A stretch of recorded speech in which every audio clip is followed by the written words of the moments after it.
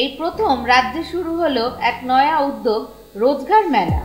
বেকার যুবক যুবতীদের কর্মসংস্থানের লক্ষ্যে মালদার গাজলে এই মেলার আয়োজন করেছিল তৃণমূল পরিচালিত গাজল পঞ্চায়েত সমিতি এবং তপশিলি জাতি প্রাক্তন সৈনিক কৃষি বিকাশ শিল্পকেন্দ্র নামক একটি সংগঠন।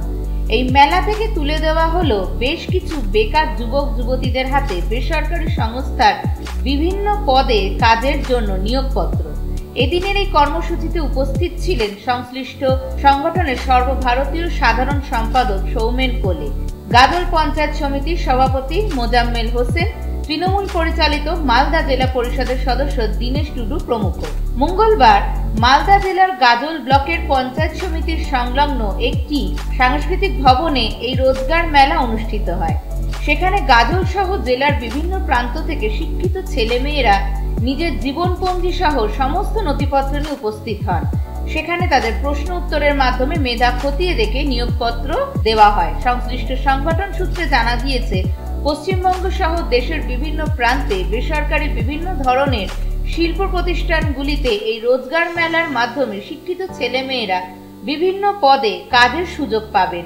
এই সংগঠনের মাধ্যমে বিভিন্নভাবে এই রোজগার মেলার প্রচার তুলে ধরার কাজ শুরু হয়েছে। আগামী বছর মার্চ মাসের মধ্যে প্রায় 10,000 বেকার ছেলে মেয়েদের এই রোজগার মেলার মাধ্যমে কর্মসংস্থান পাইয়ে দেওয়ার লক্ষ্যমাত্রা নেওয়া হয়েছে বলে জানা যাচ্ছে।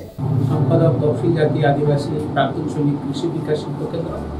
আজকে যেটা অনুষ্ঠানটা হচ্ছে, এটা হচ্ছে আমাদের তপশিলি জাতি আদিবাসী প্রাক্তন সৈনিক কৃষি বিকাশ শিল্পকেন্দ্র এবং আমার ডান দিকে বসে আছেন গাজল পঞ্চায়েত সমিতির সভাপতি মাননীয় মোজাম্মেল ভাই, এবং তার ডান দিকে আছেন দীনেশ দা, যিনি এই ব্লকের AITMC ব্লক প্রেসিডেন্ট এবং জেলা পরিষদের সদস্য, এবং তার পাশাপাশি গাজল ব্লক গাজল ব্লকে যে কলেজ আছে সেই কলেজের বোর্ড আছে প্রেসিডেন্ট, এবং এর আগে উনি জেলা পরিষদের মৎস্য কর্মদক্ষ ছিলেন।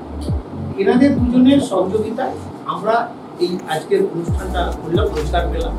তো নিশ্চয়ই আপনারা জানেন বা দেখেছেন, শুনেছেন বা জেনেওছেন, পশ্চিমবঙ্গে গোটা ভারতবর্ষের পরিকাঠামো বদল, পশ্চিমবঙ্গের নিরিখে আমরা যদি তথ্য সংগ্রহ হিসেবেও ধরি যে বিভিন্ন রকম মেলা, বস্ত্র মেলা, কৃষি মেলা, বই মেলা, চর্ম মেলা, বিভিন্ন রকম মেলা কিন্তু হয়, কিন্তু রোজগার মেলা যেটা আমরা এই যে প্রথম করলাম পশ্চিমবঙ্গের গাজল ব্লকে মালদা জেলার, এটা সত্যি করেই আমরা গর্বিত। আমরা বহুত পক্ষে গর্বিত। আমাদের বিজেপিএসকে দিয়েছে, আমার সাথে আমাদের সংস্থার মালদা জেলার যে দায়িত্বে যে শুভঙ্কর বিশ্বাস আছে, এবং কুচবিহার জলপাইগুড়ি জেলার যে দায়িত্বে আছে যোগ চ্যাটার্জি দুজনই আছে, এবং তাছাড়া আমরা এই অনুষ্ঠানে বিভিন্ন উত্তরবঙ্গের 8টা জেলার বিভিন্ন আধিকারিক যারা আছে তারা 100% এসেছে।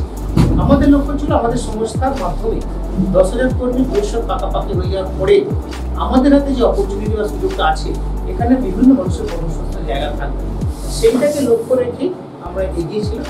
তো যাই হোক, গত মাসে জুলাই মাসের 11 তারিখে আমরা একটা বৈঠক করেছি কলকাতায়। সেখানে দাদারা দুজনই এসেছিলেন।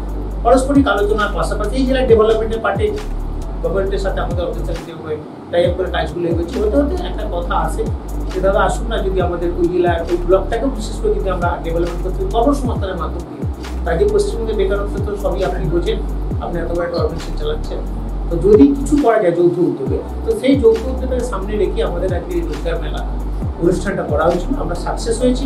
সাকসেস হয়েছে তার 3টি রিজন।